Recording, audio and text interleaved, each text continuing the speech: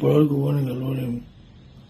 ఒక పవన్ సార్ అన్న కలుగుతామనే ఆలోచనతో పవన్ సార్ దగ్గరికి వెళ్ళి సార్ ఇట్లా సంగతి సార్ అని చెప్పాను. చెప్తే ఇమీడియట్గా స్పందించారు.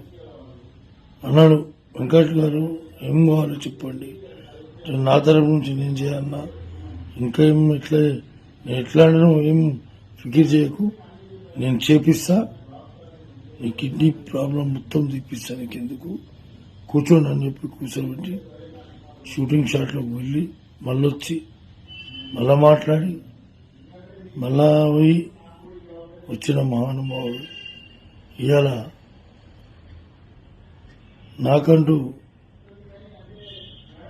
ఆర్థిక పరిస్థితి బాగాలేదంటే 2 లక్షల రూపాయలు డబ్బు నా బ్యాంకులో వేయించారు.